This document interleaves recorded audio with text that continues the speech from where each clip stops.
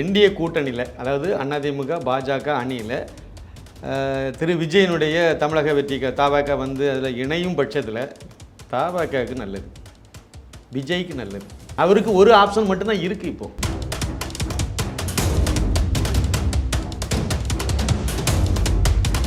அதாவது ஓட்டு அரசியலுங்கிறது ரொம்ப முக்கியம். ஓட்டில் நம்ம எம்எல்ஏ எம்பியை உருவாக்குறது ரொம்ப முக்கியம். அதுதான் அதிகாரம். அதை வச்சு தான் நீங்கள் அடுத்த நகர்வுக்கு போக முடியும். இப்போ இதில் வந்து விஜய் வந்து எடுக்க வேண்டிய முடிவு வந்து அவருக்கு எம்எல்ஏ உருவாக்கணும். நான் ஒரு 25 எம்எல்ஏ இருக்குது சார் அவருக்கு, வச்சுருங்க. அவர் தான் பெரிய ஆளாக இருப்பார் தமிழ்நாட்டில். இன்னும் ஒரு முக்கியமான விஷயம், அவரை நாசம் பண்ணதே திமுகவும் காங்கிரஸும் தான். சும்மா கடந்த விஜய் வந்து உசுப்பேற்றி விட்டது காங்கிரஸ். நான் வாரேன் அங்கேருந்து அந்த பப்பு சொன்னதை கேட்டுட்டு எவனாவது களத்தில் இறங்க விளங்குவானா, அதுக்கு விஜய் ஒரு உதாரணம்.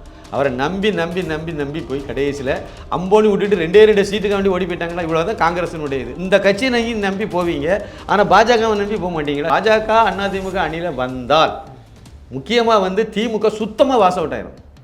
காங்கிரஸை அறுத்துடலாம் சுத்தம். ஒன்றும் இல்லை சார், குளத்தூர் தொகுதியில் முக ஸ்டாலின் நிற்கிறான்னா அந்த தொகுதியில் விஜய் நின்னார்னா என்ன ஆகும்னு நினச்சி பாருங்க. ஸ்டாலினே டெபாசிட் இழந்து போயிடுவார் சார். வேணால் சேலஞ்சு பண்ணி நிற்க வச்சு பாருங்கள். கண்டிப்பாக பாஜக அதிமுக அணிக்கு வந்து விஜய் வந்துடுவார். ஒரு 25 எம்எல்ஏ உருவாகி, நீங்கள் துணை முதலமைச்சராக ஆகாமல் போங்க, 25 எம்எல்ஏ உருவாகினாலே உங்களை எவரும் அசைக்க முடியாது. தீய சக்தி திமுக அழிவு, அது அவருக்கு வாயினாலையும் திமுக, அதுக்கு எம்ஜிஆர் காலத்திலேருந்து சொல்ல வார்த்தை தான். விஜயும் அதை தான் சொல்கிறாரு. அந்த தீய சக்தியை காலி பண்ணிவிட்டு அப்புறம் நீங்கள் எந்த சக்தியை வளர்க்கணுமோ அடுத்து வளர்த்துட்டு போகலாம். நல்ல விஷயம்.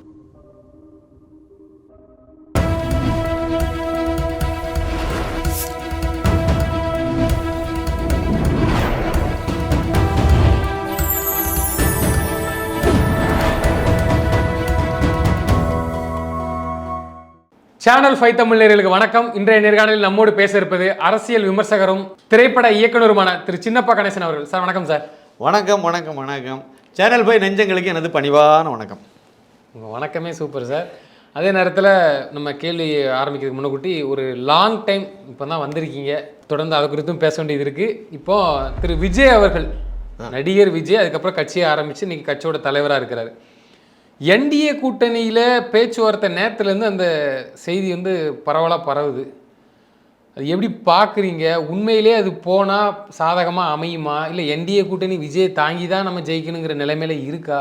கரெக்டு. இது அதாவது வந்து இன்றைய சூழ்நிலையில் ஒரு லைன் சொல்லிவிட்டு உள்ளே போய் டீட்டெயிலாக பேசலாம்னு நினைக்கிறேன். என்டிஏ கூட்டணியில், அதாவது அதிமுக பாஜக அணியில் திரு விஜயனுடைய தமிழக வெற்றிக்கு தபாக வந்து அதில் இணையும் பட்சத்தில் தபாகவுக்கு நல்லது, விஜய்க்கு நல்லது. அவர் இதில் இணைஞ்சார்னா அவருக்கு நல்லது. அவருக்கு ஒரு ஆப்ஷன் மட்டும்தான் இருக்குது இப்போது. அவரை பொறுத்த வரைக்கும் திமுக தீய சக்தின்னு அடையாளப்படுத்திட்டார். அப்போ அந்த தீய சக்தியை வந்து அவரை வந்து அழிக்கணும் அப்படின்னா இவர் வெற்றி பெறணும். இன்றைய சூழ்நிலையில் அவர் வெற்றி பெறதுக்கு வாய்ப்பில்லை. தனியாக நின்று விஜயகாந்தை விட பிரம்மாண்டமான ஆளுநர் கிடையாது. விஜயகாந்தை விட இவருக்கு நிறைய கூட்டம் வந்துன்னு சொல்ல முடியாது, கிடையாது. ஆந்திராவில் சிரஞ்சீவிக்கு இதை விட பிரம்மாண்டமான கூட்டம்லாம் வந்துச்சு. திருப்பதியில் அவர் கட்சி ஆரம்பித்து இப்போ மாநாட்டெல்லாம் நடத்தும்போது அதில் பெரிய கூட்டம்லாம் வந்துச்சு. அவரும் தோற்று போயிட்டார், பவன் கல்யாணம் தோற்று போயிட்டார். அந்த எலெக்ஷனில் கூட்டம் நிறைய வந்துச்சு. 2 பேரும் பெரிய மெகாஸ்டார், இவர் பெரிய ரசிகர் பட்டாளத்தை உள்ளவங்க. அவ்வளோதான். சினிமாவை பொறுத்தவரைங்க தான். நயன்தாரா அன்றைக்கி கூட்டிடுவாங்க, ஏகப்பட்ட கூட்டம் வரதான் செய்யும். அதில் எத்தனை பேர் அந்த அவங்க திமுகவுக்கு ஓட்டு போட சொல்கிறாங்கன்னு வச்சுருங்களேன், எத்தனை பேர் போடுவாங்க? ஒரு போய் போட மாட்டான். ஏன்னா அவள் பார்க்கணுன்னு வர ஆள். விஜய் மேலே ஒரு அபிமானம் வச்சுருக்கவங்க, ரசிகை எங்கள் வீட்டமாக விஜயனுடைய தீவிர ரசிகை தான். ஓட்டு எப்படி போடுவாங்க? போட மாட்டாங்களே. அதாவது யதார்த்தமான ஒரு விஷயத்தையும் நம்ம புரிஞ்சுக்கணும். அதனால் அவர் எடுத்துக்கலாம். மெத்தம் படித்தவங்க, மெத்தம் தெரிஞ்சவங்க வந்து ஓட்டாக அது கன்வெர்ட் ஆகாது, போட மாட்டாங்க. அதாவது படித்தவங்க மெத்த கல நிலவரத்தை தெரிஞ்சவங்க, அரசியல் புரிஞ்சவங்க அனைவருமே போடுவாங்கன்னு எதிர்பார்க்க வேண்டாம். கம்மியான அது கிடைக்கும் ஒரு கூட்டம் வருதுன்னா 10,000 பேர் வராங்கன்னா 10,000 பேர் அவருக்கு ஓட்டு போடாங்கன்னு நீங்கள் எதிர்பார்க்காதுங்கன்னு சொல்கிறேன். பாதி இந்த பக்கமும் அந்த பக்கம் இருக்க மாதிரி இருக்குங்க. இன்னொன்று அவர் வந்து எவ்வளோ சதவீதம்னு இது வரைக்கும் கணிச்சிருக்காங்கன்னு பாருங்கள். விஜய்க்கு வந்து அரசியல் கட்சி ஆரம்பித்து இவ்வளோ வந்திருக்காரு. இன்றைய சூழ்நிலையில் எவ்வளோ சதவீதம் ஓட்டு கிடைக்கலாம் அப்படிங்கிற இன்னும் ப்ரூவ் பண்ணல. கிடைக்கலாம். எவ்வளோ சதவீதம் இருக்குன்னு நினைக்கிறீங்க? ஒரு 10% வரை இருக்கும். சரி, எனக்கு அதில் உடன்பாடு இருக்குது. 10% இல்லை 12% கூட நீங்கள் வச்சுக்கலாம். அதிகபட்சமாக வச்சுடுங்க இன்றைய சூழ்நிலையில். இதுக்கு முன்னாடி உள்ளதை விட்டுருங்க. 12%ங்கிறது எங்கள் கன்னியாகுமரி சட்டமன்ற தொகுதியை நீங்கள் உதாரணத்துக்கு எடுத்தீங்கன்னா அந்த தொகுதியில் பதிவாகக்கூடிய ஓட்டு வந்து 2 லட்சம் ஓட்டு பதிவாகும். அப்போ இவருக்கு அதில் எவ்வளோ ஓட்டு கிடைக்கும்? அவரேஜாக தான் நான் சொல்கிறேன். அவரேஜ். ஏன்னா அவருக்கு ஆவரேஜாக தமிழ்நாடு முழுக்க தான் பறந்து தான் அவருடைய ரசிகர்கள் இருக்காங்க, தொண்டர்கள் இருக்காங்க. 24,000 ஓட்டு தானே சாருக்கு வரும். அது எப்படி வெற்றி பெறும்? ஒரு தொகுதி எடுத்துடுங்க, 2 லட்சம் ஓட்டு உள்ள ஒரு தொகுதி. அந்த தொகுதியில் விஜயினுடைய வேட்பாளர் நிற்கிறாரு. அவருக்கு 12% ஓட்டுனா 24,000 ஓட்டு ஆச்சு. கரெக்டு தானே கால்குலேஷன்? இந்த 24,000 ஓட்டு எப்படி வெற்றியை ஈட்டி தராது. 1 லட்சம் ஓட்டுக்கு மேலே வாங்கினா தான் வெற்றி பெற முடியும். இது அடிப்படையில். ஒருவேளை நிறைய பேர் வந்து அவரை ரொம்ப தூக்கி பேசுனாங்க பாருங்கள், 20% ஓட்டு வந்துட்டு அப்படின்னு. 20% வச்சாலே 40,000 ஓட்டு தானே வரும். அவ்வளோதான் சார் வரும். ஆனால் எதிரணி எப்படி இருக்குது? இந்த பக்கம் வலுவான ஒரு திமுக அணி, ஒரு 24 கட்சி கூட்டணியோடு இருக்குது. இந்த பக்கம் அதிமுக ஒரு வலுவான சக்தியாக இருக்குது. இந்த ரெண்டுக்கும் இடையில தான் ஓட்டு வந்து கிட்டத்தட்ட நெருங்கி வரக்கூடிய சூழ்நிலையில் இன்றைக்கி இருக்குது. அப்போ அப்படி பார்க்கும்போது அவங்க கிட்டத்தட்ட 90,000 ஓட்டுக்கு மேலே நிற்பாங்க. எந்த கட்சி வெற்றி பெற்றாலும் 1 லட்சத்தை கிராஸ் பண்ணி வெற்றி பெறும். ஒரு உதாரணத்துக்கு நான் சொல்கிறேன் எங்கள் தொகுதியை. அப்போ அப்படி இருக்கும்போது இவர் 20,000 ஓட்டு, 25,000 ஓட்டு, 40,000 ஓட்டே வாங்கினா கூட வெற்றி வாய்ப்பு கிடைக்காது. ஓட்டு வாங்குவார், பிரிப்பார். இல்லை, அது எல்லாத்துக்குமே தெரிஞ்ச விஷயம் தான். நீங்கள் கரெக்டாக சொன்னீங்க. அவங்க என்ன நினைக்கிறாங்கன்னா, இந்த களத்தை விட்டுட்டு இந்த களத்தில் களமாடும், அடுத்து நம்ம தான் அப்படிங்கிறத தெளிவாக இருக்காங்க. ஒரு கட்சி வீழ போகுது, அதை தாண்டி கொள்கை எதிரி பாஜக. கொள்கை எதிரின்னு சொல்ல மாட்டார் அவர். கொள்கையில் அங்கே என்னது எதிரி? கொள்கை என்ன? ஊழல் கட்சியே எதிரின்னு சொன்னார். பிஜேபி என்ன ஊழலை செய்துட்டு இருக்காங்க? இது வரைக்கும் மோடிக்கு மேலே ஏதாவது ஒரு ஊழல் குற்றச்சாட்டு சொல்ல முடியுமா? வளர்ச்சி இது மாதிரி கரெக்டாக தான் போகிறாரு. கல்வியில் முன்னேறி தான் கொண்டு போகிறாரு. உலக அளவில் நீங்கள் இப்போ அரபு நாட்டில் இருக்கக்கூடிய 1 கோடிக்கு பக்கத்தில் இருப்பாங்க. அரபு நாடுகளில் இந்தியர்கள் வந்து 1 கோடிக்கு மேலே பக்கத்தில் 1 கோடி அளவுக்கு இப்போ இருக்கதா இப்போ சொல்கிறாங்க. இன்றைக்கி பாதுகாப்பாக இருக்காங்கன்னா மோடிங்கிற ஒரு மனிதனால் தானே இருக்காங்க. இவ்வளோ மாதிரி நம்மளுக்கு மட்டும் வந்து அவன் திறந்து விடுறான், ஈரான்காரன் நமக்கு கப்பலை மட்டும் திறந்து விடுறான்னா அது மோடிக்காக விடுறான். அவன் ட்ரம்புக்காகவும் விட மாட்டான், இல்லைன்னா அந்த நெத்தனியாவுக்காகவும் விட மாட்டான். அவன் மோடிக்கு மேலே உள்ள ஒரு மரியாதை. அப்போ மோடி இதுக்கு முன்னாடி மன்மோகன் சிங்கெல்லாம் இருந்தார்ல, எவனா மதிச்சா நம்ம வெளிநாடுகளில் இந்தியான்னு ஒரு நாடே பாம்பாட்டி தேசம் தானே சொல்லிட்டு இருந்தாங்க. அப்போ இப்படிப்பட்ட ஒரு கட்சி தான். இன்னும் ஒரு இது நீங்கள் பாருங்கள், எதிரிக்கு எதிரி நண்பனியாவது எடுத்துக்கணும்.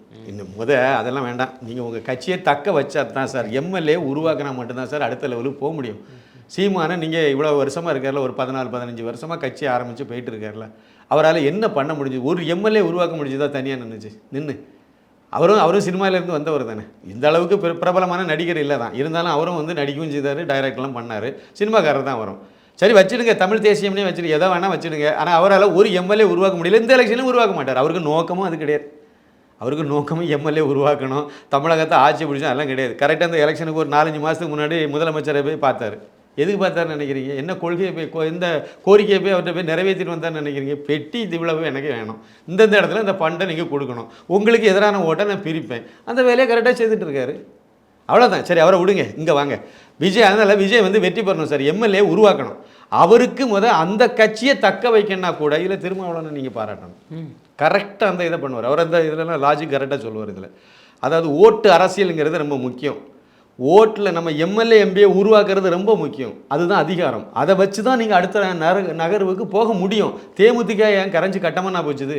எம்பி எம்எல்ஏ இல்லை, அவங்க இல்லாமல் தான். ஓகே, அது இருந்தால் தக்க வச்சுருப்பாங்க. ஒரு சமயத்தில் 27 எம்எல்ஏலாம் வச்சுருந்த கட்சி தானே.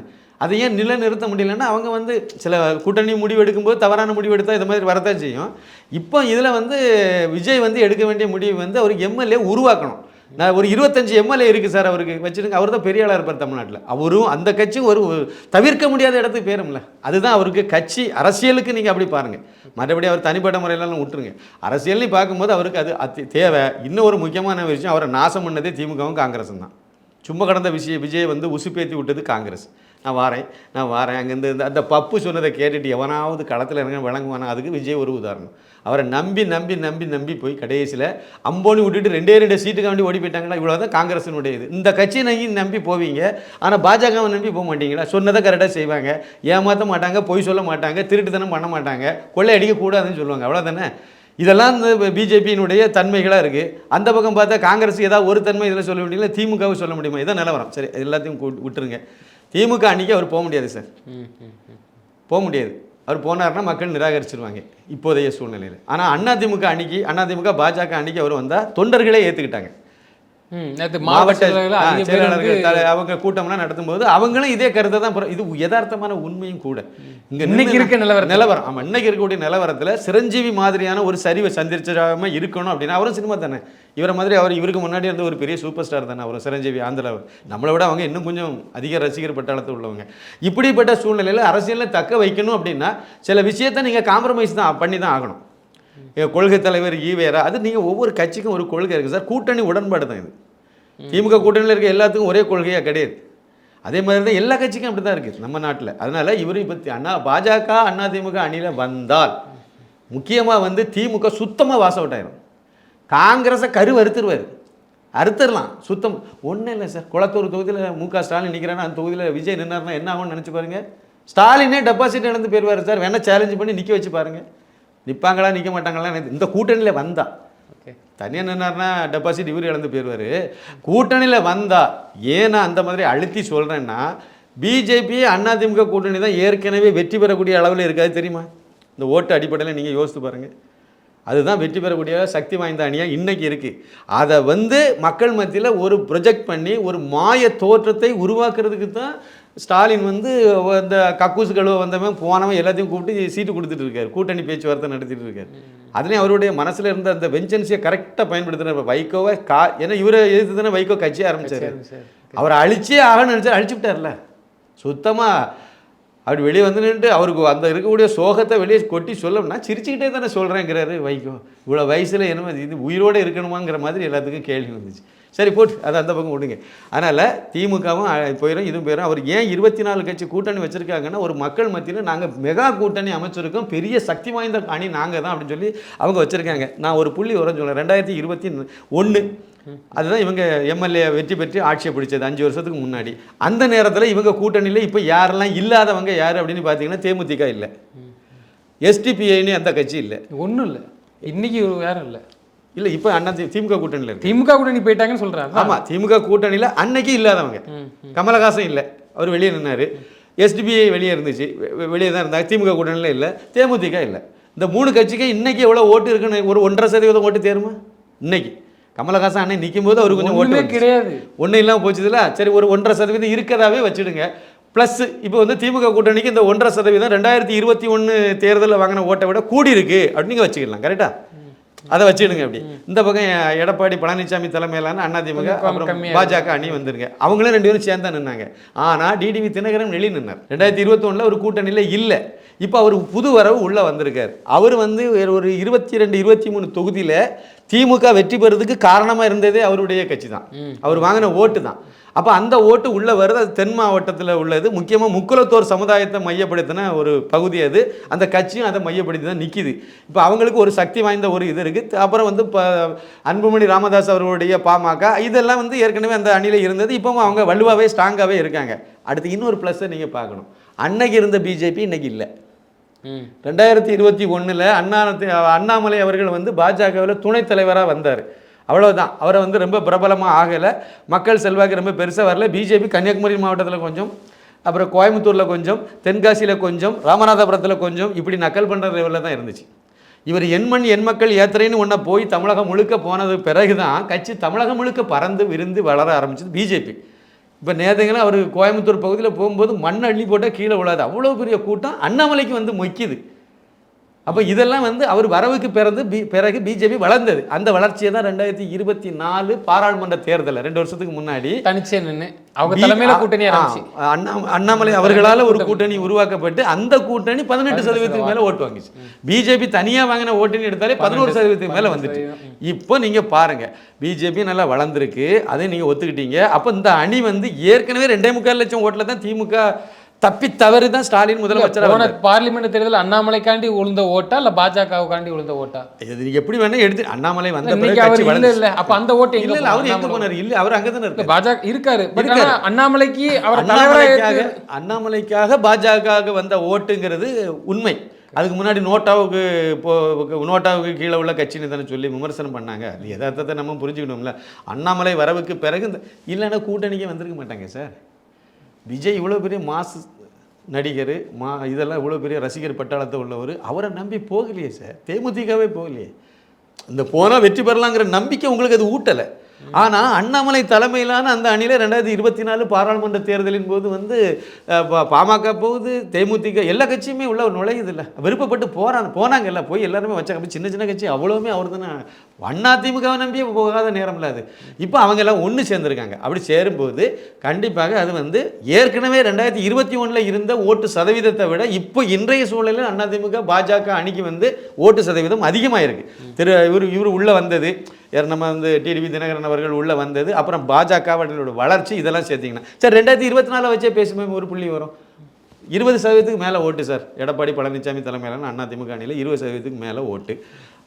இவர் அண்ணாமலை தலைமையிலான பாஜக தலைமையிலான அந்த அணிக்கு வந்து 18% மேலே ஓட்டு. இந்த 20 18 கூட்டிங்களே 38 சாலிடாக வெற்றி. Simple calculation. இன்னைக்கு 2 வருஷத்துக்கு முன்னாடி தானே. அதில் ஏதாவது சொதப்பாமல் மட்டும் இருக்கணும், அவ்வளோதான். இல்லை, அமித்ஷா அவர்கள் சொன்னது ஆரம்ப கட்ட காலத்திலே இந்த அலையன்ஸ் வைக்கும்போதே என்ன சொன்னாங்கன்னா, திமுக வீழ்த்தணும், யார் வேணாலும் கூட்டணிக்குள்ள வரலாம். கரெக்ட். சீமானவர்கிட்ட பேசினாங்க. அப்போ அவருக்கு இதில் ஸ்டெடியாக இருக்கு. கரெக்ட். இது எங்கேயோ ஒரு இடத்துல இருந்து கம்கமாக நகட்டிட்டு தானே இருக்கிறாங்க. ஆமாம், இதில் நான் இன்னொரு பாயிண்ட்டை சொல்லிட்டு இதுக்கு வந்துடுறேன், தவறாக எடுக்க வேண்டாம். இதில் நீங்கள் நம்ம இந்த 2 கூட்டணி பற்றி பேசணும் பார்த்தீங்களா, அதில் முக்கியமான ஒரு பாயிண்ட்டு ஒன்று இருக்குது. விஜய் இப்போ வந்து 10% ஓட்டு இருக்கும்னு நான் நம்புகிறோம்ல. அந்த ஓட்டு 10% ஓட்டு இப்போ அவருக்கு வரதாக நம்ம ஒரு நம்பிக்கையை நம்ம வச்சுருக்கோம், ஒரு இதை பேசிகிட்டு இருக்கோம். இந்த 10% ஓட்டும் 2024 அது யாருக்கு ஓட்டு போட்டிருப்பாங்க, 2021 யாருக்கு ஓட்டு போட்டு அந்த 10% அவ்வளோ பேரும் இப்போ வெளி உலகத்துலேருந்து வந்தவங்க கிடையாது, எல்லாம் இங்கே உள்ளவங்க ஓட்டு போட்டவங்க தான், கொஞ்சம் பேர் தான் புது வாக்காளர். அப்போ அந்த 10% ஓட்டில் எவ்வளோ சதவீதம் திமுகட்டேருந்து இங்கே வந்திருக்குன்னு நீங்கள் பாருங்கள். அவருக்கு வந்திருக்கும் அப்படின்னு சொல்லி கெஸ் பண்ணி பாருங்கள். அவருக்கு ஓட்டு பெரும்பாலும் திமுக ஓட்டாக இருக்கும், கொஞ்சம் நாம் தமிழர் ஓட்டாக இருக்கும். திமுகனா திமுக இல்லை, திமுக கூட்டணி, விடுதலை சிறுத்தைகள் எல்லாம் சேர்த்து. அப்போ நீங்கள் திமுக கூட்டணியில் ஒரு பெரிய இழப்பு அது ஏற்படுத்தும்ல. குறைந்தபட்சம் 5% ஓட்டு அது காலி பண்ணாது. நாம் தமிழருக்கு 2-3% காலி ஆகும், கண்டிப்பாக வரும். எலெக்ஷன் பிறகு நம்ம பேசுவோம். அதை அதிமுக பாஜக அணிலேயும் ஒரு 1% 2% இழப்பு இருக்க தான் செய்யுது. தனியாக இவர் நின்று 10% வாங்குறதா இருந்தால், ஆனால் 5% அங்கே கிளம்பி போயிருமே, அதை நீங்கள் எப்படி ஈடு கட்டுவீங்க? இருக்கிறதே எல்லாம் தத்தக்கா புத்தக்கான்னு இருக்கீங்க, இதில் இன்னும் ஒரு 5% இழக்க போகிறீங்க. அதெல்லாம் பூசி மெழுகி மக்களை வந்து மூளை செலவு பண்ணி ஏமாற்றணும் அப்படின்னா, ஸ்டாலின் வந்து நாங்கள் 24 கட்சி 5 வருஷம் ஆட்சியில் இருந்த கட்சி சார். நீங்கள் தனியாக நின்று ஜெயலலிதா மாதிரி மக்களோடு நான் நிற்க தில்லு இருக்க அவங்ககிட்ட ஏன் இல்லை? உங்களை நம்பி அவனும் ஓட்டு போட மாட்டான். திருட்டு கும்பலை நம்பி அவன் ஓட்டு வழி பணம் பண்ணுவான். சொல்லுங்கள் நீங்கள். ஏதாவது ஒரு ஊரில் சாராயம் இல்லைன்னு நீங்கள் சொல்லுங்கள், கஞ்சா இல்லைன்னு சொல்லுங்கள், கற்பழிப்பு இல்லைன்னு சொல்லுங்கள். அந்த தர்மபத்தினி அது எங்கே போச்சுன்னு தெரியல. தூத்துக்குடி மாவட்டத்தில் தூத்துக்குடியில் நடக்கு. இது இங்கேருந்து மணிப்பூருக்கு வண்டி ஏறி போன கோஷ்டி இது. இந்த நாடகத்தில் மக்கள் நம்ம அடித்து விரட்டி விட்டாங்க. விரட்டி விட்டாங்கல்ல. இனிமேல் எலெக்ஷன் நெருங்கும் போது இன்னும் விரட்டுவாங்க. நீங்கள் பொள்ளாச்சிலவே பேரணி நடத்தின மூதேவி தானே இப்போ நீ அங்கே என்ன இப்போ இங்கே நடந்துட்டு இருக்கு, நீ கண்டிக்கணுமா வேண்டாமா? தனிப்பட்ட தாக்குதல் சார். மூதேவிங்கிறது நல்ல வார்த்தைங்க, கெட்ட வார்த்தை இன்னும் சொல்லலை. கண்டிப்பாக திமுக கூட்டணிக்கு பெரிய சரிவு இருக்குது. விஜய் அவர்கள் வந்து இந்த அதிமுக பாஜக அணிக்கு வராமல் இருந்தாலே திமுக அணி தோக்குறது நிலைமையில் இருக்குது. அங்கே ஒரு சின்ன விஷயம், நீங்கள் சொன்ன விஷயம், அதிமுக அண்ணாமலைக்காக பாஜகவுக்கு வந்தவங்கன்னு ஒரு இதை ஆரம்பிச்சிங்களா, அந்த வகையில் அண்ணாமலைக்காக பாஜகவுக்கு வந்தவங்க நிறைய பேர் இருக்காங்க. படித்தவங்க, இளைஞர்கள், பெண்கள் எல்லாம் நிறைய பேர் உள்ளே வந்தாங்க. அவங்கெல்லாம் அந்த ஓட்டை அப்படி கரெக்டாக அதிமுகவுக்கும் போடணும், ரெட்டை இலைக்கும் போடணும்.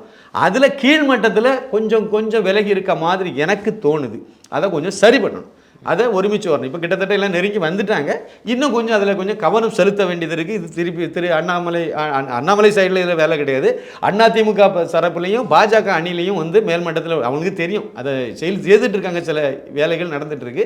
இதை இன்னும் கொஞ்சம் நல்லா பண்ணிட்டாங்கன்னா எல்லாருக்கும், அதாவது ஜெல் ஆகணும்னு சொல்லுவாங்கள்ல, தொண்டர்கள் மத்தியில் கூட்டணி கட்சி தொண்டர்கள் எல்லாமே ஒன்றுக்கு ஒன்றுனா அவங்க ஜெல் ஆகணும். அப்போ தான் வந்து ஓட்டாக அது கன்வெர்ட் ஆகும், அப்போ தான் ஓட்டை உருவாக்கும், அப்போ தான் ஓட்டை எல்லாத்தையும் பிடிச்சி இழுத்துட்டு வந்து ஓட்டு போட வைப்பாங்க. அந்த இடத்துல இன்னும் கொஞ்சம் வேலை செய்ய வேண்டியிருக்குங்கிறது நான் ஒத்துக்கிறேன். செங்கோட்டை உள்ள இருக்காருலாம் முடிச்சிருவாரு, அவர் அங்கே தானே இருக்காரு. அது நம்ம கூட்டணி, நீங்க சொன்ன பாயிண்ட், கூட்டு என்டிஏ கூட்டணி இழுத்துட்டு வரத பணியா அவர் தான் சொல்றாங்க. அது வந்து அவருன்னு இல்லை, விஜய்க்கு அப்போ ஒன்றும் கிடையாது, மூளை கிடையாது, அப்போ அவர் யோசிக்க மாட்டாரா அப்படின்னு இல்லை. எனக்கு தெரிஞ்சதை நான் சொல்கிறேன். நீங்கள் சொன்ன மாதிரி அமித்ஷா அவர்கள் வந்து இந்த தீய சக்தி திமுக வந்து இனிமேல் தொடரக்கூடாது சார்.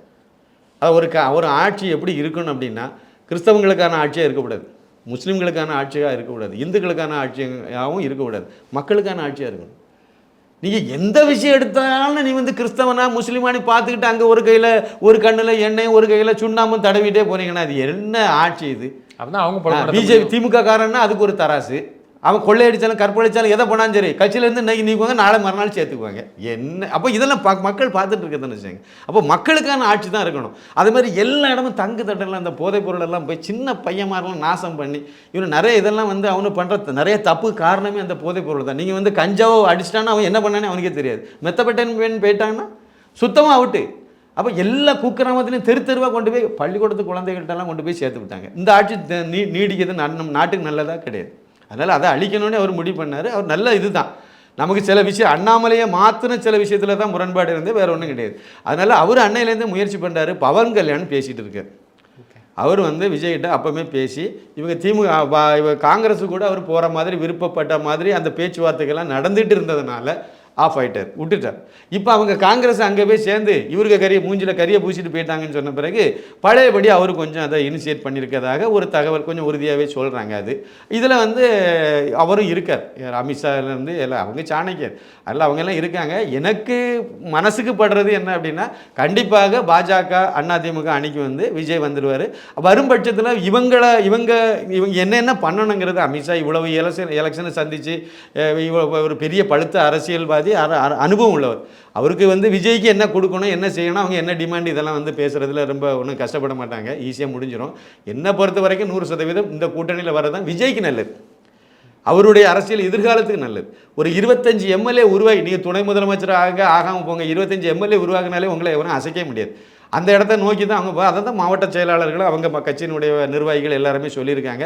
விஜயும் அதை கவனத்தில் எடுத்திருக்காருன்னு சொல்கிறாங்க. அதனால் அவர் கண்டிப்பாக வருவார்னு நான் நம்புகிறேன். தீய சக்தி திமுக அழிவு, அது அவருக்கு வாய்னாலையும் திமுக, அதுக்கு எம்ஜிஆர் காலத்துலேருந்து சொல்ல வார்த்தை தான். விஜயும் அதை தான் சொல்கிறாரு. அந்த தீய சக்தியை காலி பண்ணிவிட்டு அப்புறம் நீங்கள் எந்த சக்தியை வளர்க்கணுமோ அடுத்து வளர்த்துட்டு போகலாம். நல்ல விஷயம். நிச்சயமா சார். தொடர்ந்து எங்களது கருத்துக்களை நம்பிக்கை. நன்றி. மிக்க நன்றி. நன்றி, வணக்கம்.